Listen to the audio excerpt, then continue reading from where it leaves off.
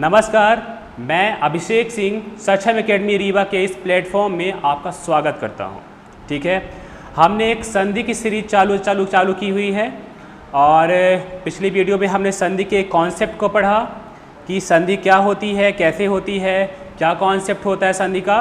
बस उसी वीडियो के प्रकार में हम बस इस बार नेक्स्ट वीडियो लेकर के आपके सामने उपस्थित हुए हैं। ठीक है, तो यदि आपने पिछला वीडियो नहीं देखा है तो उसको एक बार आप देख लें, क्योंकि वहाँ पे आप संधि का कॉन्सेप्ट समझ पाएंगे कि क्या करने से क्या हो जाता है। ओके, तो हमने लास्ट टाइम डायरेक्टली सीधे मुद्दे की बात पे आते हैं, डायरेक्ट सीधा संधि स्टार्ट करते हैं। ओके, तो लास्ट टाइम हमने देखा था कि संधि में हमने क्या क्या हुआ था। ठीक है, यदि संधि क्या होती है, कैसे क्या, एक मिनट के लिए थोड़ा सा रिवाइज कर लेते हैं संधि के अपने उस पुराने चैप्टर को, थोड़ा सा देख लेते हैं क्या कॉन्सेप्ट था। ओके, अगर आपको ध्यान हो तो हमने बताया था कि संधि का मतलब क्या था, संधि का शाब्दिक अर्थ क्या था, मेल। ओके, याद है, इसका शाब्दिक अर्थ मेल है। मतलब कहने का कि शाब्दिक अर्थ तो मेल है, लेकिन परिवर्तन के नाम को क्या कहा जाता था, संधि। परिवर्तन कहाँ पे हुआ था?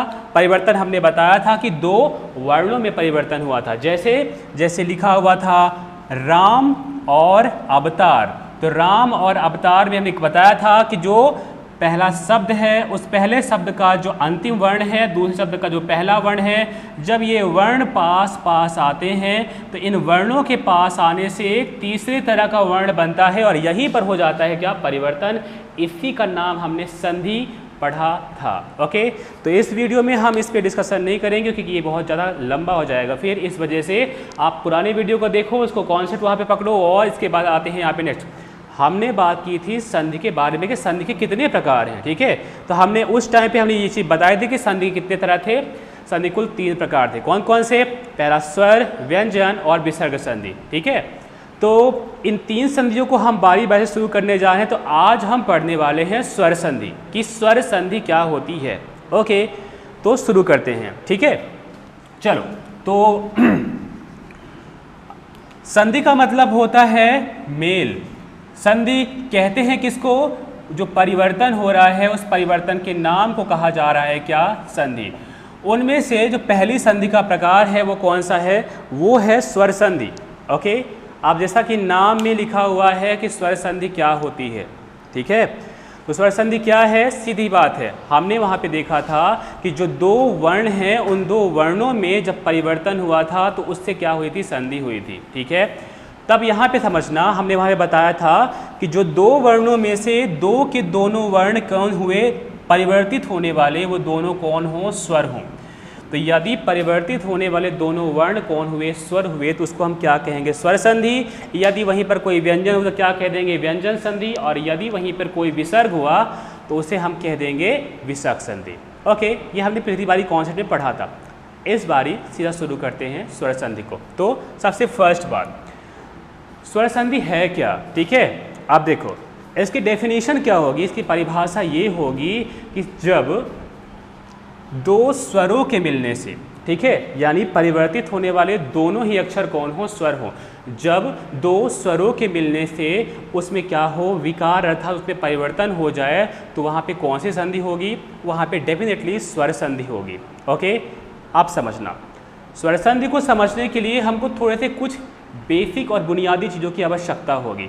जैसा कि नाम में ही लिखा हुआ है स्वर, अगर आप कुछ चीज़ों को नहीं समझ पाओगे तो वहाँ पे आप स्वर को नहीं पहचान पाओगे, स्वर कैसे और क्या होता है। तो आपको थोड़ा सा स्वर को देखना होगा, जानना होगा कि स्वर क्या होता है। ठीक है, तो मैं आपको थोड़ा सा 5 मिनट के लिए बेसिक थोड़ा सा आपको बुनियादी नॉलेज तो आपको समझा देता हूँ आपको कि ये 5 क्या कहते हैं, जो स्वर हैं ये स्वर आखिर होते क्या हैं। ठीक है, चलो 2 मिनट के लिए। ओके तो समझना, जिस स्वर संधि की हम बात कर रहे हैं वहाँ हमको ज़रूरत होगी किसकी, स्वरों को समझने की। ओके, जैसा कि सभी जानते हैं, बचपन से पढ़ते आ रहे हैं, स्वर क्या होते हैं। हमारी हिंदी वर्णमाला में हमको पढ़ने के लिए मिले हुए हैं क्या, स्वर और व्यंजन पढ़ने को मिले हुए हैं। ठीक है, तो ये वही स्वर है जो बचपन से पढ़ते चले आ रहे हैं। ठीक है, कौन से स्वर, वही छोटा आ और बड़ा आ। ठीक है, बेसिकली स्वर कहते किसको हैं। ओके, समझना, स्वर की परिभाषा जो होती है वो कुछ ऐसी होती है कि हमारे मुख से उच्चारित होने वाली जो स्वतंत्र ध्वनियाँ, मूल ध्वनियाँ होती हैं, उनको हम क्या कहते हैं? स्वर कहते हैं। मूल ध्वनियों का मतलब क्या होता है? मूल ध्वनियों का मतलब ये होता है कि जब इनका उच्चारण होगा तो हमारे मुख के जो भीतरी अंग है उनका प्रयोग कहीं भी नहीं होगा, टच नहीं होगा वो, ठीक है। उनको हम क्या कहते हैं? स्वर। मूल क्यों कहते हैं? मूल इसलिए कहते हैं क्योंकि सारे के जो सारे अदर जो भी क्या कहते हैं वर्ण हैं, वो सारे वर्ण इन्हीं स्वर से ही मिलकर के क्या होते हैं?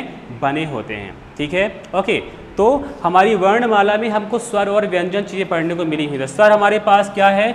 हमारे पास स्वरों की कुल संख्या कितनी है? मूल रूप से 11 स्वर माने गए हैं। कितने स्वर? 11, ठीक है। ये क्यों बता रहा हूँ? क्योंकि आप स्वर संधि पढ़ रहे हो, ठीक है। समझना 2 मिनट के लिए। कौन कौन से स्वर हमारे पास हैं? समझना।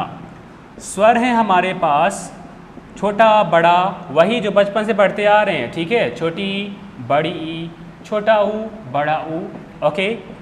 ए, ऐ, ओ, औ, अंग, आहा और री। अगर इन सबको हम जोड़ें तो बेसिक से कितने हो जाते हैं? कुल मिला के 13 स्वर हो जाते हैं। लेकिन इन 13 में से ये जो अंग है और जो ये आहा है, इनको हम नहीं गिनते हैं। कहाँ पर? इस मूल स्वरों में। क्यों नहीं गिनते हैं? क्योंकि ये स्वरों की कैटेगरी में बिल्कुल अलग हैं, अलग स्वर आते हैं। इनको अयोग वा कहा जाता है क्योंकि ये कोई भी अर्थ वहन नहीं करते हैं, ठीक है। तो समझना हमारे पास मूल रूप से कितने स्वर हैं? 11 स्वर हैं, ठीक है।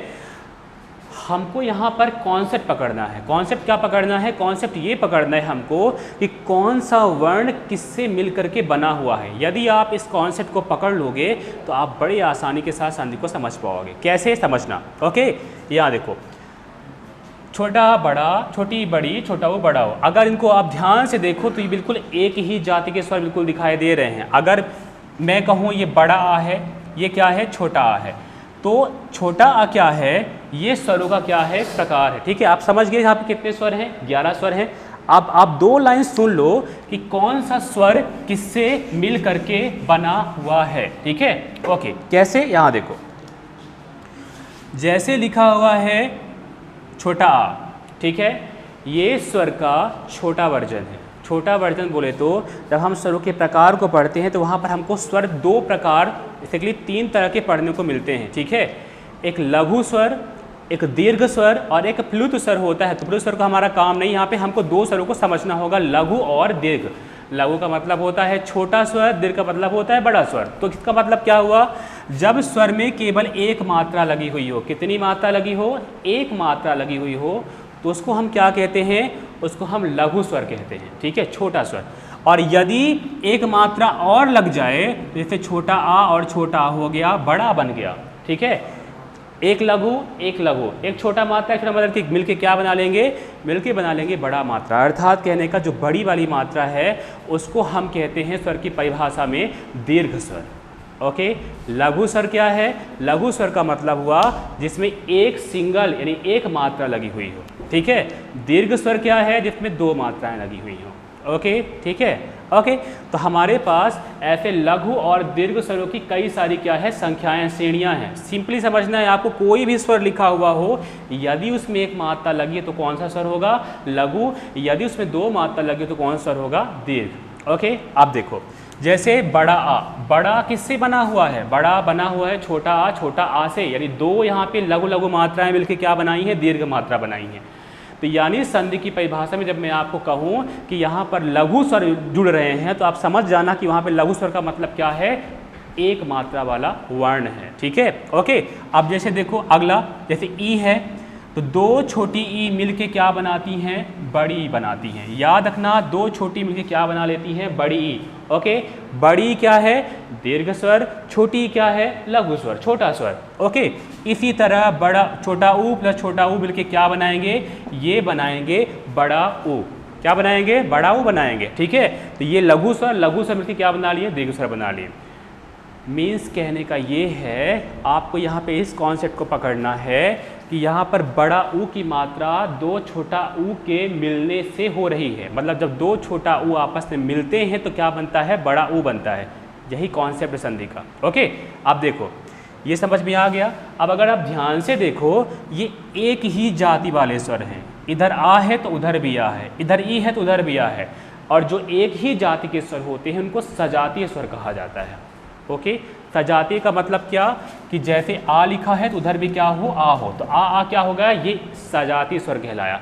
अब यदि मान लीजिए यहाँ पर आ लिखा हो और उधर क्या लिखा हो, ई लिखा हो, तो इसको हम क्या कहेंगे, ये हो गए दो अलग जाति के स्वर। आ एक अलग जाति का स्वर है, ई एक अलग जाति का स्वर है, तो इसको हम क्या कहेंगे, इसको हम विजातीय स्वर कहेंगे। ओके, ठीक है, समझ गए सजातीय स्वर विजातीय स्वर क्या होते हैं। ओके, अब देखो ये हुआ इतना क्लियर। अब बाकी के स्वर कैसे बने ये तो हमको समझ में आ गए। अब यहाँ देखो जैसे लिखा हुआ है अगला स्वर हमारा ए, ये बड़ा खतरनाक स्वर है, इसलिए खतरनाक इसको माना जाता है क्योंकि ये जो ए लिखा हुआ है एक्चुअली में ये लगता है कि ये छोटा स्वर है, पर असल में ये दो मात्राओं से मिलकर बना हुआ है, अर्थात ये एक दीर्घ स्वर है। ओके, कैसे, ए बना हुआ है आ और ई से, दो भिन्न जातियों वाले क्या बने हुए हैं, यहाँ पर वर्णों ने मिलकर क्या बनाया हुआ है, ए को बनाया हुआ है। ओके, कभी भी मत भूलना आप, ए किससे बना है, आ और ई से, तो आ, ई और ए, आइए, ठीक है। ओके, ऐसा। अब ए के बाद ए किससे बना, ए बना हुआ है आ से और ए से, यानी जब आ और ए मिल गए तो वहाँ से क्या बना, ए बना, ठीक है। ये क्या पढ़ क्या रहे हो आप, ये पढ़ रहे हो कि जो ए बन रहा है, ए किससे बन रहा है, जब आप संधि में आगे पढ़ोगे वहाँ पे कि कौन सा वर्ण किससे मिलके बन रहा है, जब वहाँ पर आप पढ़ोगे कि दो वर्णों में विकार हो रहा है, तो जब आप वहाँ पे ये पढ़ोगे कि यदि आ और ए पास पास आए तो क्या बनेगा, इनसे बनेगा ए की मात्रा बनेगी, ठीक है। अब देखो, अब ओ है, ओ किससे बना है, ओ बना है आ और ऊ से बना हुआ है। ओके, आ और ऊ जब ये दो लघु स्वर आपस में मिल जाते हैं तो इनसे क्या बना हुआ है, इनसे बना हुआ है जाके दीर्घ स्वर कौन सा, ओ बना हुआ है। ओके, ठीक है। औ किससे बना हुआ है, औ बना हुआ है आ और ओ से, यदि आ और ओ आपस में मिल जाए तो क्या बनता है औ, ठीक है। इतना क्लियर हुआ, ठीक है। तो ये हो गया ए ओ औ। अंग और आह से अपने को मतलब नहीं, क्योंकि उनको हमको पढ़ना नहीं है, क्योंकि वहाँ वो अयोगवाह हैं, उनको हम स्वर में विस्तृत रूप से चर्चा करेंगे कि अयोगवाह क्या होते हैं, कैसे क्या। अयोगवाह मतलब अयोगवाह में दो स्वर हैं, एक अंग और एक आह। अंग क्या है, अंग को कहा जाता है अनुस्वार, हिंदी के जो ऊपर बिंदी लगी होती है वो क्या है, अनुस्वार है।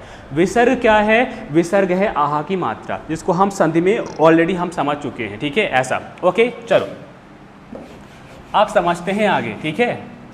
तो क्लियर हुआ मेरे हिसाब से, आप समझ गए हो कि कौन सा स्वर किससे मिलकर के बन रहा है, इसकी हमको ज़रूरत थी।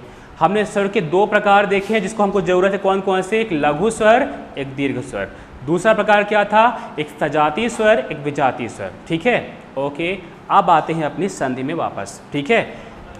आप देखो हमारी पहली संधि क्या है, स्वर संधि, ठीक। स्वर संधि की परिभाषा हमने क्या बताई, परिभाषा हमने ये बताई, स्वर संधि का मतलब ये है कि जब परिवर्तित होने वाले दोनों वर्णों में से दोनों क्या हों, स्वर हों, तो वहाँ पर संधि कौन सी होगी, वहाँ पर होगी स्वर संधि। ओके, परिवर्तित होने वाले दोनों वर्ण कौन से, यानी जो वर्ण परिवर्तित हो रहे हैं, ठीक है। यानी जब दो स्वर आपस में मिलते हैं तो उनके मिलने से जो तीसरा अक्षर परिवर्तित होता है वो एक स्वर ही होता है, इस वजह से संधि कौन सी होती है, स्वर संधि। अब ये बताओ आप कि क्या आपको एक ही तरह के स्वर दिखाई दिए, नहीं, आपने वहाँ पे देखा सजातीय स्वर भी हैं, विजातीय स्वर भी हैं। आ है तो ई है, ठीक है, बड़ा आ है तो ऊ भी है, इस वजह से यहाँ पे संधि के प्रकार हैं, ठीक है। कितने प्रकार हैं, स्वर संधि के हमारे सबसे पहला ही क्वेश्चन आता है, कितने तरह हैं हमारे पास, स्वर संधि के बेसिकली 5 प्रकार हैं। ओके, हम अभी क्वेश्चन पर चर्चा करेंगे किस तरह के क्वेश्चन संधि से पूछता है। ज़्यादा प्रकार बनते ही नहीं हैं, मुश्किल से 4 से 5 टाइप बनते हैं जहाँ से संधि के क्या आते हैं, क्वेश्चन आते हैं। सबसे पहला प्रकार स्वर का कौन सा है, दीर्घ। कौन सी संधि, दीर्घ स्वर संधि। दूसरा प्रकार क्या है, गुण स्वर संधि। तीसरा प्रकार क्या है, वृद्धि स्वर संधि। चौथा है यण संधि और अगला है अयादि। कहने का मतलब स्वर संधि 5 प्रकारों में डिवाइड है, विभाजित की हुई है। कौन कौन सी, दीर्घ, गुण, वृद्धि, यण और अयादि में, इन्हीं को हमको पढ़ना है, ठीक है। तो समय न गवाते हुए शुरू करते हैं सबसे पहले हम दीर्घ संधि को, ठीक है। ओके। ओके, तो शुरू करते हैं। सबसे पहले कौन सी संधि हमारी? दीर्घ स्वर संधि। ठीक है, तो सबसे फर्स्ट दीर्घ स्वर संधि होती क्या है, सबसे पहले हम चर्चा कर लेते हैं इसके बारे में। ठीक है, कैसे? अब देखो वहाँ पे क्या लिखा हुआ है, दीर्घ। अभी हमने स्वर पढ़ा हमने, वहाँ पे हमने क्या देखा? दीर्घ स्वर कौन स्वर हुआ करते थे?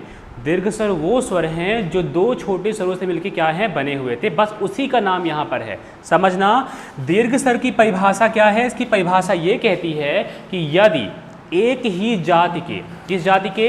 एक ही जाति के अर्थात सजातीय स्वर आपस में मिले तो उन्हीं जाति का स्वर बनता है। लेकिन कौन सा स्वर बनता है? उसी जाति का हमेशा दीर्घ स्वर बनता है। ओके, कुछ समझ में आया? परिभाषा क्या रही है? परिभाषा कह रही है इसकी दीर्घ की कि यहाँ पर यदि एक ही जाति के दो स्वर आपस में पास आए तो जो उनमें परिवर्तन होगा, उनमें परिवर्तन होने से कौन सा स्वर बनेगा? उसी जाति का दीर्घ स्वर बनेगा। ओके, अब देखो हमारे पास तीन स्वर हैं जो एक ही जाति के हैं, जिनको हम सजाती मानते हैं। कहने का मतलब कौन सा? एक आ है, एक आ है, दूसरा कौन सा है? ई है, दूसरा कौन सा? तीसरा कौन सा? ई है। अब देखो यहाँ पे क्या लिखा है, यहाँ पे लिखा है आ और ऑब्लिक आ प्लस आ ऑब्लिक आ। कहने का मतलब ये सीधा सिंपल ये लिखा हुआ है कि यदि आ का योग किससे हो? आ से हो, तो क्या बनेगा? दीर्घ बनेगा। यानी क्या बनेगा? आ और आ किस तरह के स्वर हैं? सजाती स्वर हैं। यानी जब ये दो सजाती स्वर आपस में जुड़ेंगे तो इनके जुड़ने से क्या बनेगा? इन्हीं की जाति का दीर्घ, अर्थात दीर्घ कौन सा होगा? आ होगा। ठीक है, पहला। दूसरा, यदि एक तरफ क्या हो? बड़ा आ हो, दूसरी तरफ क्या हो? दूसरी तरफ भी बड़ा आ हो, तब भी इनके जुड़ने से क्या बनेगा? बड़ा आ ही बनेगा। ओके, अब ये मत कर देना कि वहाँ पे बड़ा आ और बड़ा मात्रा लगे तो चार मात्रा उधर जाके लगा दो। ठीक है, ऐसा नहीं होता। ओके, हमेशा केवल और केवल दो ही मात्राएं बनती है संधि में। ठीक है, कभी तीन मात्राएं और चार मात्रा मत लगाना कहीं भी। ओके, ठीक है। अब देखो, यदि एक तरफ छोटा आ हो, दूसरी तरफ क्या हो? बड़ा आ हो, तब भी क्या बनेगा? बड़ा आ ही बनेगा। कहने का सीधा मतलब है कि यदि परिवर्तित होने वाले दोनों वर्ण सजातीय हैं, एक ही जाति के हैं, कोई फर्क नहीं पड़ता कि वो लघु हैं या दीर्घ हैं। ओके, कोई फर्क नहीं पड़ता, उनके जुड़ने से हमेशा क्या बनेगा? उन्हीं की जाति का दीर्घ बनेगा। बस इसी के नाम पे संधि का नाम क्या पड़ा है? दीर्घ स्वर संधि पड़ा हुआ है। ओके, अब उदाहरण के तौर पर समझाते हैं कैसे। देखो, जैसे यदि हम ले लें किसको? आ को और आ को, ये दोनों एक ही जाति के स्वर हैं, सजातीय स्वर हैं, तो क्या बनेगा? इनके जुड़ने से हमेशा क्या बनेगा? बड़ा आ बनेगा। क्लियर है? ओके, अब ये दो छोटे स्वर हैं तब इधर जाके दीर्घ बना, दोनों दो लघु स्वर जुड़े तब जाके उधर बना है दीर्घ। क्या हो? यदि एक तरफ दीर्घ हो, दूसरी तरफ क्या हो? लघु हो, तब भी क्या बनेगा? दीर्घ ही बनेगा। समझ गए? मतलब कोई मैटर नहीं है कि एक तरफ दीर्घ है या दूसरी तरफ दीर्घ है या दोनों दीर्घ हैं या एक तरफ लघु है एक तरफ दीर्घ है, कोई फर्क नहीं पड़ता। यदि वो दोनों स्वर एक ही जाति के हुए तो क्या होगी? संधि होगी। कौन सी? दीर्घ स्वर संधि, यानी उन्हीं की जाति का दीर्घ स्वर संधि बनेगा। तो हमको यहाँ पे कितने अक्षरों को देखना है? हमारी दीर्घ स्वर संधि में हमको तीन वर्णों को देखना है। किसको किसको? पहला वर्ण है हमारा आ, दूसरा वर्ण है हमारा ई और तीसरा वर्ण है हमारा ऊ। ओके, यानी परिवर्तित होने वाले दोनों वर्णों में एक वर्ण होगा आ। इसके दोनों वर्जन की बात कर रहा हूँ, इसके लघु और दीर्घ दोनों रूप होंगे यहाँ पर। सेम इसमें होगा, ई में होगा, सेम होगा ओ में। ठीक है, अब बारी बारी से इनको हम समझते हैं अच्छी तरह से एग्जाम्पल के माध्यम से। ठीक है, उदाहरण के माध्यम से समझते हैं इसको। चलो देखते हैं। सबसे पहले हम लेते हैं किसको? आ वाले को। यानी जब आ और आ मिले तो क्या बनेगा? बड़ा आ बनेगा। ठीक है, ये हमने एक प्रकार लिखा। याद रखना, हर एक सजाती स्वर के 4 स्टेप बनेंगे कुल मिला के। 4 स्टेप कैसे बनेंगे? देखो, आ और आ पहले क्या हुआ? दो लघु लघु क्या बने? दीर्घ बने। अब एक तरफ क्या हो? बड़ा आ हो, दूसरी तरफ क्या हो? छोटा आ हो, तो क्या बनेगा? बड़ा आ बनेगा। ये दूसरा हुआ। इस तरफ क्या हो? छोटा आ हो, उस तरफ क्या हो? बड़ा हो, तब क्या बनेगा? तभी भी बड़ा आ बनेगा। ठीक है, यदि दोनों तरफ क्या हो? बड़ा आ हो, तो क्या बनेगा? इनके जुड़ने से भी क्या बनेगा? बड़ा आ ही बनेगा। यानी 4 तरह से ये कॉम्बिनेशन बना सकते हैं। ठीक है, ये सब में है। आ में भी यही होगा, ई में भी यही होगा और ऊ में भी यही होगा। ठीक है, बहुत बड़ा है, कंफ्यूज मत होना बिल्कुल भी। ठीक है, ये कुछ नहीं है, बस आप संधि को समझो, कॉन्सेप्ट को पकड़ो, ठीक है, कॉन्सेप्ट। ओके, एक बार कॉन्सेप्ट समझ गए ना तो संधि कुछ नहीं है फिर। ओके, तो बस उसी में ध्यान दो, ठीक है, ऐसा। ओके, चलो देखते हैं। तो चलो पहले कोई प्रकार देखते हैं, कोई एग्जाम्पल सहित। जैसे मान लीजिए हम सबसे पहले देखते हैं आ वाले को, ठीक है, तो आ से क्या बनता है, आ बनता है। तो देखते हैं कोई एग्जाम्पल करके। जैसे लिखा हुआ है सत्य, क्या लिखा है, सत्य, और इधर क्या लिखा हुआ है, आग्रह। ओके, अब देखो दो शब्द लिखे हुए हैं, कौन कौन से, सत्य और आग्रह। संधि का नियम क्या कहता है, संधि का नियम कहता है कि यदि दो शब्द पास पास आए, दो शब्द पास पास आए, तो पहले शब्द का जो अंतिम वाला क्या है, वर्ण है, दूसरे शब्द का जो पहला वाला क्या है, वर्ण है। पहले शब्द का जो अंतिम वाला वर्ण है, इसमें क्या लिखा हुआ है, या लिखा हुआ है। ओके, इधर क्या लिखा हुआ है, आ लिखा हुआ है। अब या क्या है, या एक अक्षर है, क्या है, अक्षर। वर्णों के संयोग से क्या बनते हैं, अक्षर बनते हैं। अगर आप ध्यान से देखो या में तो किसकी ध्वनि आ रही है, आ की, हमने पिछली वीडियो में बताया था, ठीक है। तो या में काहे की ध्वनि आ रही है, छोटा आ, इधर क्या है, बड़ा आ। तो आप देखो मैंने बताया जब एक ही जाति के स्वर जुड़ेंगे तो क्या बनेगा, उन्हीं की जाति का दीर्घ स्वर बनेगा। तो क्या बनेगा, इधर, इधर बनेगा बड़ा। हर हाल में आप बिल्कुल कंफ्यूज मत होना कि इधर बड़ा है उधर छोटा है, क्या कहाँ है, कुछ नहीं।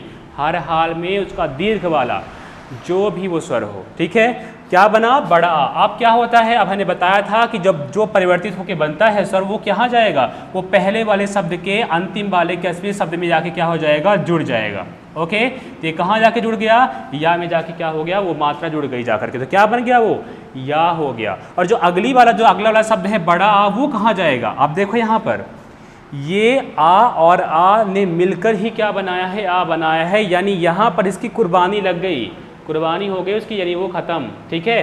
तो अगले बारे में क्या, जो अगला वाला अक्षर है वो क्या हो जाएगा, गायब हो जाएगा। और जितना भी है उसको आप क्या कर दो, ऐड कर दो, क्या बन गया, बन गया सत्याग्रह। ओके, ये कॉन्सेप्ट है, ठीक है, समझ गए बात को। आप चलते हैं किसी दूसरे एग्जाम्पल पे, ठीक है।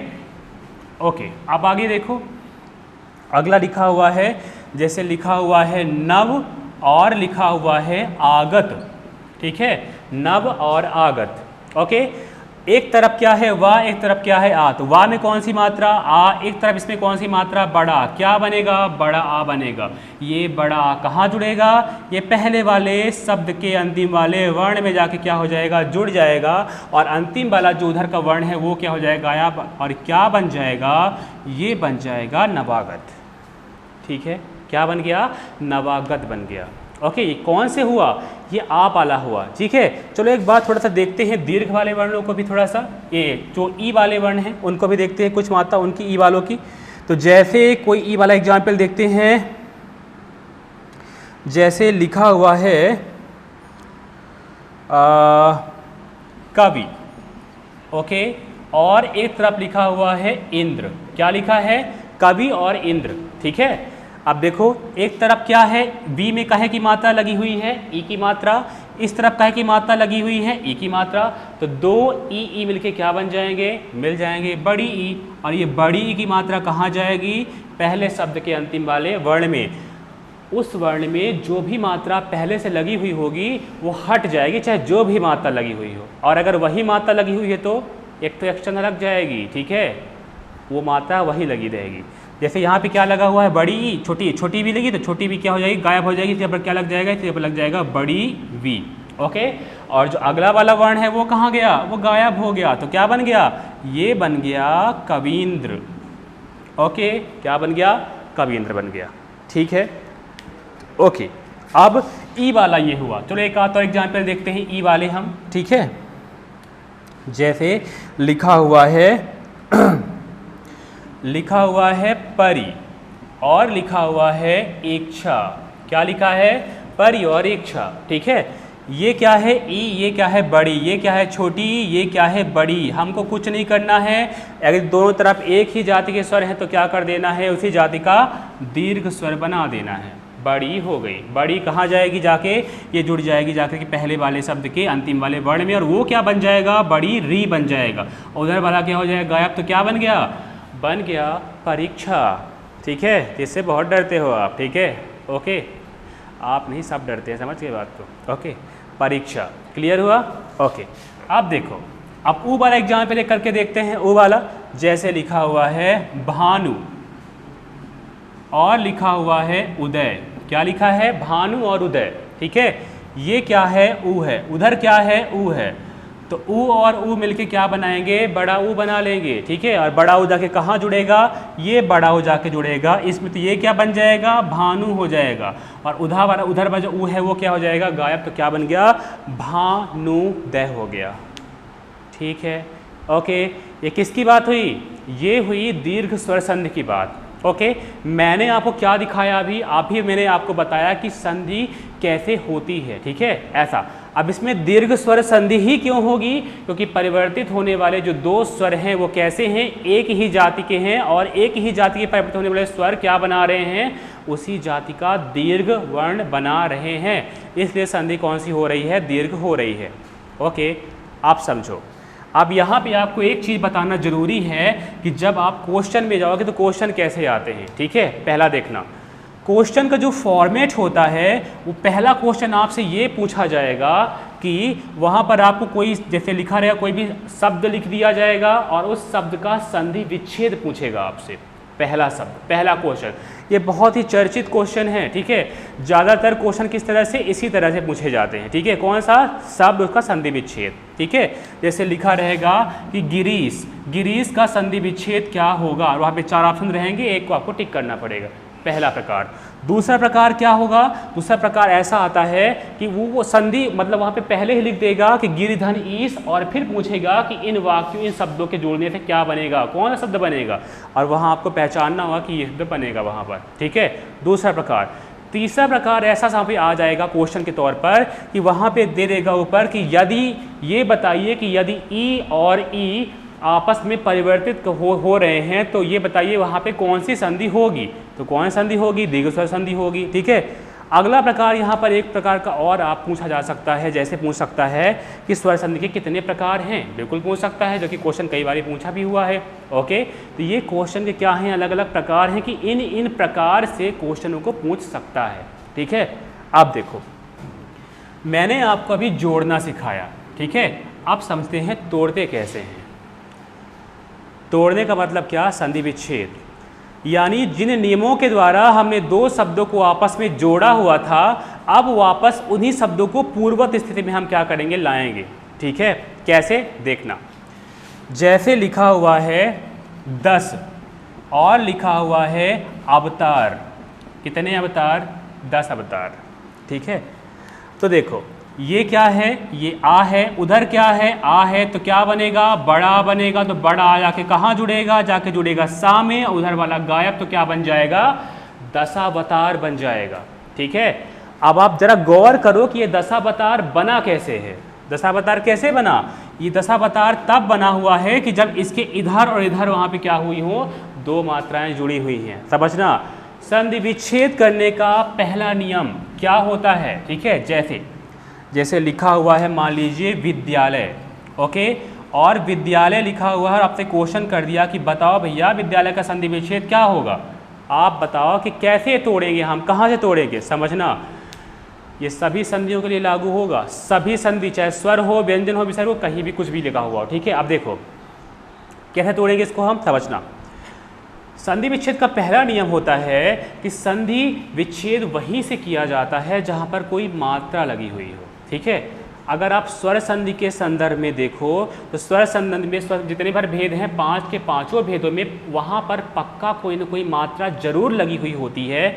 ये उस संधि की पहचान होती है। समझ रहे बात को?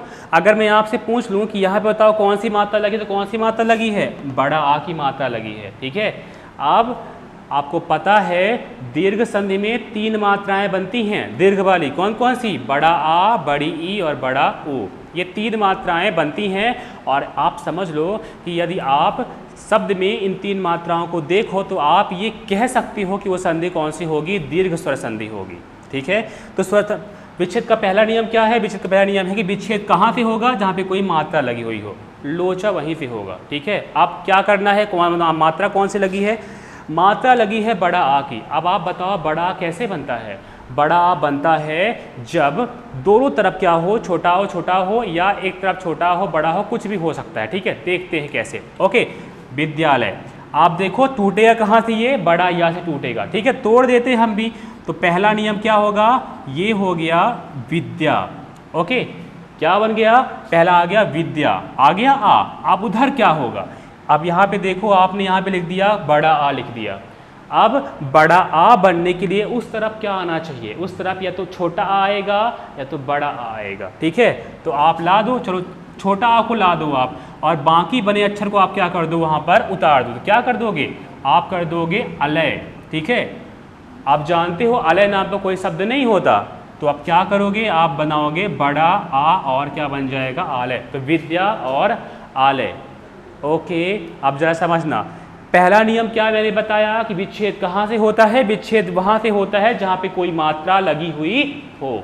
ठीक है, दूसरा नियम क्या है समझना, असल में दूसरा नियम ये कहता है कि संधि जो होती है वो दो वर्णों का क्या है, मेल है, इससे एक तीसरा शब्द बनता है। ठीक है, यानी कहने का कि दो शब्द आपस में जुड़ जाते हैं और उन जुड़ने से उनमें जो वर्णों में जो विकार होता है उससे एक तीसरा प्रकार का क्या बन जाता है, शब्द बन जाता है। ठीक है, कहने का मतलब ये है कि उस संधि में, उस शब्द में दो सार्थक शब्द निश्चित तौर पे होंगे। कहने का मतलब ये हुआ, इसका दूसरा नियम ये कहता है कि जब आप विच्छेद करो तो जो दो नए शब्द बनेंगे उनका कोई ना कोई मतलब निकलना चाहिए, वो बेमतलब के वर्ड नहीं होने चाहिए, बेमतलब के शब्द नहीं होने चाहिए, उनको कैसा होना चाहिए, सार्थक होना चाहिए, उनको निरर्थक नहीं होना चाहिए। जैसे यहाँ पे आपने विद्या कर दिया, उधर आपने क्या कर दिया, आलय, तो विद्या और आलय मिलकर के क्या बनाएंगे, विद्यालय। देखो आ और आ क्या बन गया, आ, तो क्या बन गया, विद्यालय बन गया। अगर आप यहाँ पे विद्या की जगह क्या करते, अलय करते, तो अलय क्या है, अलय एक निरर्थक वर्ड है, इसका कोई मतलब नहीं होता है। ओके, तो आप ये तोड़ते समय इस बात को ध्यान रखोगे कि जो टूटने वाले क्या है शब्द हैं उनका कोई मतलब रहना चाहिए। अब देखो कन्फ्यूजन कहाँ आती है, कन्फ्यूजन यहाँ पे आती है कि आप यहाँ पे बड़ा आ करोगे कि छोटा आ करोगे, या उधर छोटा आ करोगे या बड़ा आ करोगे, क्योंकि सबसे तो बड़ा आ ही बनता है। यहाँ पे आपका सेंस काम आता है। सेंस कैसे, कि आप जानते हो विद्य नहीं होता है, क्या होता है, विद्या होता है, इसलिए आप इधर छोटा आ नहीं कर सकते, क्या करना है आपको, इधर विद्या ही करना है। उधर जानते हो आप अलय नहीं होता, क्या होता है, आलय होता है, तो आप उधर को क्या करोगे, आप उधर आलय ही करोगे।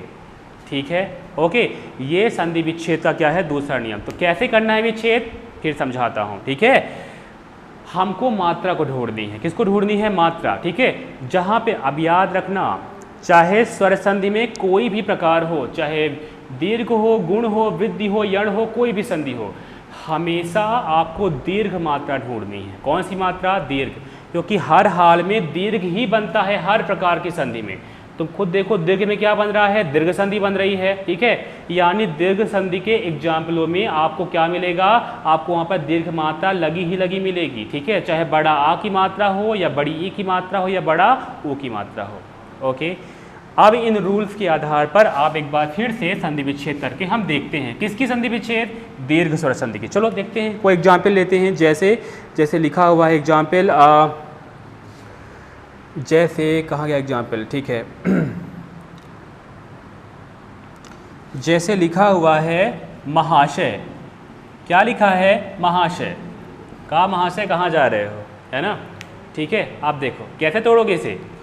तो विच्छेद का नियम क्या कहता है कि आपको मात्रा ढूंढनी है। मात्रा कहाँ लगी है, मात्रा लगी है यहाँ पर, यानी किस में मात्रा लगी है, हा में, और कौन सी मात्रा लगी है, बड़ा आ की मात्रा। आप देखो बड़ा आ की मात्रा क्या है, पहचान है किसकी, दीर्घ स्वर संधि की। आगे हम आपको हर संधि की ट्रिक बताएंगे जहाँ पर आप मात्र 1 सेकंड में उस संधि को देख करके बता दोगे कि वो संधि कौन सी होगी, वो दीर्घ है, गुण है, वृद्धि है, यण है, क्या है। ठीक है, असल में कोई ट्रिक नहीं है, असल में ये उसी संधि में छुपा हुआ एक राज है जो आपको ढूंढना है। ठीक है, आप खुद देखो कि इसकी पहचान क्या है, इसकी पहचान बड़ा आ, बड़ी ई और बड़ा ऊ की मात्रा है। ठीक है, यहाँ काय की मात्रा है, बड़ा आ, तो कहाँ से टूटेगा, हा से टूटेगा। तोड़ के देखो आप, तो आप एक तरफ क्या लिखोगे, एक तरफ लिखोगे महा। ठीक है, हो गया, इधर क्या आ गया, बड़ा आ गया। उधर क्या आना चाहिए, हा आने के लिए उधर या तो छोटा आएगा या बड़ा आएगा, तो उधर आप ला दो छोटा आ, यदि क्या करो तो क्या बनेगा, ये असय बनेगा। अब यही मैंने बताया, यही पे दूसरा नियम काम करेगा सार्थक शब्द होने चाहिए, निरर्थक नहीं होने चाहिए। तो क्या लिखा है यहाँ पर? आशय। आप क्या लिखोगे उधर? आप लिखोगे उधर आशय। तो क्या बना? ये बनेगा महाधन आशय इक्वल टू महाशय। ठीक है। अब आप कहोगे कि इधर यदि हम मह लिख दें तब भी तो बड़ा आ ही बनेगा, लेकिन मह शब्द निरर्थक होगा, सार्थक नहीं होगा। आप किसको चूज करना है? आपको सार्थक शब्दों को चूज करना है। ओके, ठीक है, चलते हैं अगली संधि विच्छेद करते हैं हम। ठीक है, ओके, यहाँ देखो, सबसे पहले संधि विच्छेद के नियम को पकड़ो। ठीक है, अगर आपने नियम को पकड़ लिया ना तो फिर स्वर संधि चुटकियों में ख़त्म हो जाएगी। ओके, इसलिए मैं पहली वाली संधि को थोड़ा सा डिटेल से समझा रहा हूँ आपको कि आप ताकि संधि विच्छेद और उसके जोड़ने और तोड़ने के नियम को क्या थोड़ा तो पकड़ लो कि क्या कह रहा है वो। ठीक है, एक आध एग्जाम्पल और देखते हैं। जैसे लिखा हुआ है तथागत। क्या लिखा है? तथागत। ठीक है, ओके, विच्छेद कहाँ से होगा? विच्छेद कहाँ से होगा? यहाँ पर। ठीक है, कहाँ पे? था में लगी है बड़ा आ की मात्रा, तो वहीं से लोचा हुआ है। बड़ा आ तभी बनेगा जब छोटा आ छोटा या बड़ा आ छोटा कुछ भी जुड़ा हुआ हो। तोड़ के देखो यहाँ से। आप पहले लिख सकते हो क्या? तथ। क्या तथ होता है? नहीं होता। तो हमको क्या लगाना है? तथा। आ गया यहाँ पर। उधर क्या आएगा? उधर या तो छोटा या तो बड़ा आएगा। तो जोड़ के देख लेते हैं उधर क्या आएगा। अब देखो, इस पर कंफ्यूज मत होना कि हम छोटा बड़ा कहाँ से पा जाते हैं बार बार, वहाँ तो नहीं लिखा है। याद करो, जब उधर छोटा आ होता था तो छोटा आ उधर वाला क्या होता था? गायब हो जाता था। वो यहाँ पे गायब हो गया तो उसको वापस से फिर से प्रकट कराना पड़ेगा। तो हमको प्रकट करना होगा यहाँ पर। ठीक है, अपने आप ना आ जाएगा। ओके, ठीक है, तो देखते हैं। ठीक है, लिखा हुआ है तथागत। तो तथा धन इधर क्या होगा? इधर होगा या तो बड़ा आ या तो छोटा आ। तो क्या होगा? आगत होगा कि आगत होगा? निश्चित तौर पे आगत ही होगा कि आगत शब्द सार्थक नहीं होता। ओके, तो क्या होगा तथागत का विच्छेद? तथा और आगत इक्वल टू तथागत। ठीक है, ओके, चलो एक और संधि देखते हैं। अगली है, जैसे लिखा हुआ है कपीस। ठीक है, अब कपीस का आप संधि विच्छेद करो कि संधि विच्छेद क्या हुआ कपीस का? कहाँ से करोगे विच्छेद? वही जहाँ पे दीर्घ मात्रा लगी है। दीर्घ मात्रा कहाँ लगी है? पा में लगी हुई है। तोड़ो। सबसे पहले क्या होगा? सबसे पहले होगा यहाँ पर, अब यहाँ पर कपी होगा कि कपी होगा? ठीक है, ये आपके ऊपर है, देखते हैं क्या होगा। ओके, पहला हमने लिख दिया कपी। उधर क्या होगा? इधर आ गया बड़ी ई, उधर आना चाहिए भी बड़ी ई या छोटी ई आना चाहिए। तो क्या हम ला दे?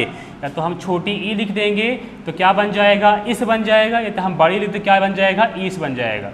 अब जरा आप खुद देखो कि यहाँ पर छोटी ई होता है या बड़ी ई होता है? कहाँ पर? इसमें, कपी और इसमें। देखो, ये समझ में आया?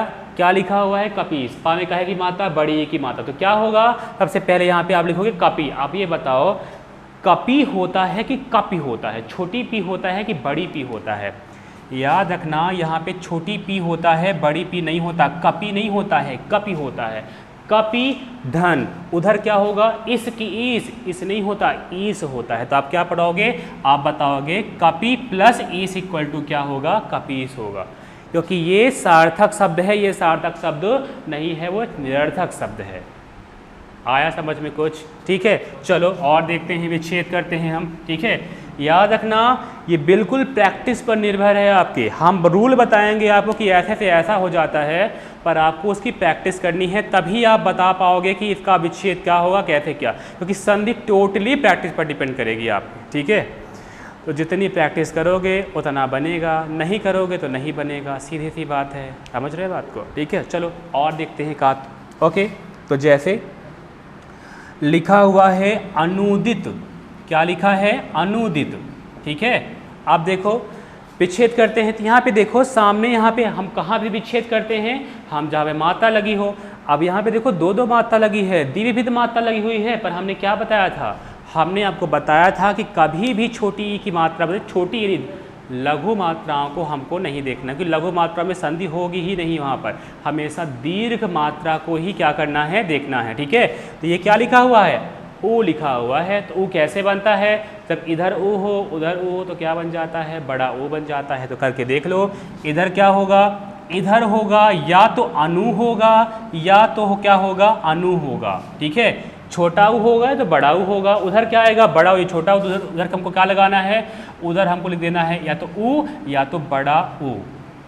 ओके, अब आप खुद देख करके ये बात बताओ कि ये जो लिखा हुआ है ये कौन सा है, यानी कहने का मतलब ये जो अनु है ये सही है कि बड़ा दू वाला सही है, कौन सा होता है, अनु होता है कि अनु होता है, अनु नाम होता है लोगों का, समझ रहे बात को, अनु शब्द तत्सम शब्द आता है और वो उसमें क्या होगा, उसमें होगा छोटी ये क्या कहते हैं छोटा ओ लिखा हुआ है वो होगा, ठीक है। यहाँ पर क्या शब्द होगा, यहाँ पर ये सार्थक होगा, ये क्या हो गया अनु, उधर क्या आएगा, उधर आएगा उदित होगा कि उदित होगा, उदित नहीं होता उदित होता है, समझ गए, ठीक है। तो ये क्या होगा अनु प्लस उदित इक्वल टू क्या अनुदित, ठीक है। ये दोनों हैं सार्थक, बाकी वो क्या थे निरर्थक थे, ठीक है। आई होप आप कॉन्सेप्ट को पकड़ रहे हो कि मैं किस चीज़ की बात कर रहा हूँ, ठीक है। संधि विच्छेद में वो कॉन्सेप्ट को ढूंढना है, पहला कॉन्सेप्ट हमको किस पे ध्यान देना है, हमको ध्यान देना है मात्रा पर, ठीक है। अगर आप उन वर्णों को ध्यान से भी देखोगे ना तो आपको सिंपली वहाँ पर दो वर्ण जुड़े हुए समझ में आएंगे, जैसे लिखा हुआ है अनुदित, आप ध्यान से देखो अन और दित दो शब्द आ रहे हैं समझ में बात को, बस लोचा उन दोनों के बीच में ही होता है कहीं ना कहीं, मात्राएं हमेशा उन दोनों के बीच में ही लगी होंगी कहीं ना कहीं, ठीक है। ओके चलो, ये हो गई हमने पहली संधि पढ़ी, कौन सी, दीर्घ स्वर संधि। ओके चलो, अब हम आपको एक छोटी सी ट्रिक बताते हैं, ट्रिक का है कि बता दी, ट्रिक नहीं है कुछ भी, असल में इसी संधि का एक राज है। राज क्या है, हर संधि में आपने क्या देखा अभी, अगर हम आपको कह दें कि बताओ भैया इतनी संधि लिख दे कि इसमें कौन सी संधि होगी, आप क्या बताओगे कौन सी उसमें संधि होगी, तो आप दीर्घ स्वर संधि को तुरंत देखते ही क्या करोगे, पहचान जाओगे ये संधि दीर्घ है। यदि क्या लगा हो उसमें, यदि उसमें लगा हुआ हो बड़ा आ की मात्रा, बड़ी ई की मात्रा और बड़ा ऊ की मात्रा, यदि ये तीन मात्राएं उनमें लगी हैं तो संभवतः वह संधि कौन सी होगी, दीर्घ ही होगी। याद रखना मैं संभवतः शब्द जोड़ रहा हूँ, इसका ये मतलब है कि हर हाल में दीर्घ ही नहीं होगा, ठीक है, कि आप वहाँ पर इन मात्राओं को देखो और आँख मूंदते ही ठोंक दो वहाँ पर दीर्घ संधि में, हाँ भैया बस सर ने बताया था दीर्घ स्वर संधि तो बस वही होगा, हर हाल में वही होगा, ऐसा नहीं होगा, ठीक है। क्यों कि आगे अभी आप यण संधि भी पढ़ोगे, वहाँ भी ऐसा हो सकता है, पर हाँ यण संधि का अपना खुद का एक अलग पहचान है, उसको आप बड़ी आसानी के साथ जान जाओगे। ओके समझ में आ रहा है बात, ठीक है। तो क्लियर हुआ, आप कैसे देखो, अब इस ट्रिक का हम आपको दिखाते हैं प्रूफ, कैसे दिखाते हैं प्रूफ, देखो हम यहाँ पे 3-4 शब्द लिखते हैं, आपको पहचानना है कि वो संधि कैसी है, दीर्घ है कि नहीं है, ठीक है। चलो पहला संधि लिखते हैं हम, लिखा हुआ है कपीस, दूसरी संधि है, दूसरा लिखा है सतीश, ठीक है। अगला शब्द लिखा हुआ है सीमांत, ठीक है। अगला शब्द लिखा हुआ है यथार्थ, ठीक है। अगला शब्द लिखा हुआ है, अगला लिखा हुआ है तथागत, ठीक है। जरा देखो 5 वहाँ पर शब्द लिखे हुए हैं, पहचानना कि संधि कौन सी है। हमने क्या नियम बताया, इनमें क्या लगी होगी मात्रा, बड़ा आ, बड़ी ई, बड़ा ऊ की मात्रा, ढूंढो इनमें। कपीस बड़ी की मात्रा, संधि कौन सी, संधि दीर्घ, क्या होगी इसका विच्छेद क्या होगा, कपि और ईस, कपीस, ठीक है। सतीश ये पे क्या लिखा हुआ है, बड़ी ई की मात्रा, संधि कौन सी होगी, दीर्घ स्वर संधि होगी, ठीक है। इसमें क्या लगा हुआ है, बड़ी संधि विच्छेद क्या होगा इसका, सतीधन ईस, ठीक है। इधर क्या लगा हुआ है, सीमांत। अब देखो यहाँ पे दो मात्रा लगी हुई, बड़ी ई मात्रा भी लगी हुई है और बड़ा आ की मात्रा भी लगी हुई है। ओके हमने क्या बताया, ये जो मात्राएं लगी होती हैं ये शब्द के आरंभ में ज़्यादातर नहीं लगी होती है, बीचों बीच लगी हुई होती हैं, ठीक है। तो यहाँ पर सी से नहीं होगा, कहाँ से होगा, माँ से होगा। तो यहाँ पर क्या हो गया, अब चूंकि दोनों दीर्घ मात्रा तो क्या कहेंगे हम, संधि कौन सी होगी, दीर्घ स्वर संधि ही होगी। इसका विच्छेद क्या होगा, सीमांत का, सीमा और अंत, सीमा अंत सीमांत। ओके ये क्या लिखा है, यथार्थ, यथार्थ में काहे की मात्रा, बड़ा की, संधि कौन सी होगी, संधि होगी दीर्घ स्वर संधि। ओके ये क्या होगा, विच्छेद क्या होगा, यथा और अर्थ, यथार्थ। ये क्या लिखा है, तथागत, तथागत का मैं भी किया था, तथागत में विच्छेद यहाँ पे क्या होगा, दीर्घ मात्रा लगी हुई, तो संधि कौन सी होगी, संधि होगी दीर्घ स्वर संधि। तो यहाँ पर मात्रा कौन सी लगी है, बड़ा आ की, इस वजह से ये संधि कौन सी होगी, ये संधि की दीर्घ स्वर संधि। इसका विच्छेद क्या होगा, तथा और आगत। थोड़ा गाड़ी ज़्यादा क्या हो गई थी, फास्ट हो गई थी, ठीक है, कंफ्यूज तो नहीं हुए, 5 ऑप्शन आए, पहचान गए संधि। आई होप आप पहचानने लगे होंगे कि संधि दीर्घ संधि कौन सी होती है। ऐसे ही हर एक संधि को आप पहचान जाओगे इस तरह से चुटकी बजाते हुए, ठीक है। तो शुरू करते हैं अपनी हम नेक्स्ट संधियों किसको, गुण संधि को। ठीक है, आप समझ गए कि पहली संधि में क्या करना होता है और आप कैसे कर लोगे, वहाँ पे संधि विच्छेद का नियम क्या है, संधि कैसे की जाती है। ठीक है, समझना। इस पहली संधि में, दीर्घ संधि में हमने आपको क्या बताया है, हमने आपको कॉन्सेप्ट समझाया हुआ है कि क्या करना पड़ता है। ओके, ऐसा क्या करना होता है तो संधि विच्छेद हो जाता है, संधि बन जाती है। ओके, अब देखो, अब जो भी हमारा संधि का अगला हिस्सा बच रहा है, यानी जो अगली संधि है, जो हमारे पास 4 और संधि है, गुण, वृद्धि, यण और अयादि संधि, वो संधि को आप ऐसे चुटकियों में समझ जाओगे। क्यों समझ जाओगे, वो इस वजह से समझ जाओगे क्योंकि आप इस संधि में ये समझ चुके हो कि यहाँ पे अक्षरों का संयोग होता है तो ऐसा हो जाता है। ठीक है, दीर्घ बनता तो ऐसा हो जाता है। अभी हमने एक सजातीय स्वर देखा हुआ है, अब हम विजातीय स्वर को देखेंगे तो उससे एक तीसरे प्रकार की गुण संधि बनेगी वहाँ पर। ठीक है, फिर आगे संधि में एक तो मात्रा में वृद्धि, तो उसको हम वृद्धि मात्रा कहेंगे। ऐसा मतलब कहने का कि आगे बहुत सारी संधि बाकी हैं। ठीक है, तो अब अगर इस वीडियो में हमने इसको बता दें तो वीडियो लंबा हो जाएगा। ठीक है, और इस वजह से अब हम मिलेंगे आपसे अगली वीडियो में। ठीक है, ऐसा। ओके, तो अब तक के लिए जो भी आपने कॉन्सेप्ट पढ़ा, आप उस कॉन्सेप्ट के आधार पर संधि का खूब प्रैक्टिस कीजिए। अगली वीडियो में हम इस संधि, स्वर संधि को पूरा क्या करेंगे, समाप्त कर देंगे। 4 की 4 संधियाँ हमारी क्या हो जाएंगी, समाप्त हो जाएंगी। ओके, तब तक आपका काम ये है कि आप अपने बहुमूल्य सुझाव जो है आप क्या करो, आप दो, बताओ कि कैसा है, कहाँ पे आपको समझ में नहीं आया, क्या समझना चाहते हो, क्या कहते हैं। ठीक है, कमेंट करो और इस वीडियो को क्या करो, थोड़ा शेयर करो। शेयर करने से क्या होगा, देखो कहते हैं ना कि वीडियो को कमेंट करो, लाइक करो, शेयर करो, तो फिर आप क्या करते हो, आप आगे बढ़ा दो जल्दी। अरे ये कहीं ना पावे तो इसको आगे बढ़ा देते हैं, ऐसा कर देते हैं। देखो, अगर आपके लिए कोई भी व्यक्ति फ्री में काम कर रहा है तो ये बताओ कि आप शेयर करने पे क्या चला जाएगा आपका, समझ रहे बात को। तो कहने का मतलब इससे हमको मोटिवेशन मिलेगा कि यदि हम आपके लिए कुछ कर रहे हैं तो आप जब हमारे लिए थोड़ा सा करोगे, कि मतलब क्या करोगे, शेयर करोगे, मतलब ज़्यादा से ज़्यादा अधिकतम लोग देखें इसको, फिर हमारा भी तो मन करेगा ना कि हम अच्छे टॉपिक्स आपको ला के दें और आपको क्या करें, प्रोवाइड कराएं। ठीक है, ये होता है इसका कहने का मतलब। बात समझ में आ रही है। तो मेरे ख्याल से वैसे, हालांकि मैं कहता नहीं हूँ कभी भी, पर मैं कह रहा हूँ। ठीक है, ऐसा। ओके, तो आप ये करो। ओके, और अपने कमेंट्स बताओ कि क्या आपको चाहिए, कौन से टॉपिक्स आपको चाहिए, हम वो सारे टॉपिक्स आपको सीरियल बाय सीरियल लाएंगे। ठीक है, अभी जो ये वीडियो अभी आया हुआ था, इसके बाद जस्ट बहुत जल्दी अगली वीडियो, मतलब जल्दी अगली वीडियो आएंगे तो आपको वेट ना करना पड़े। ओके, तब तक के लिए आप अपने 24 घंटे के उस पहले बार, याद है पहले बार तुमने क्या कहा था, और इस 24 घंटे के समय को मैक्सिमम यूज कीजिए। ओके, और महान बनिए। तब तक के लिए बाय।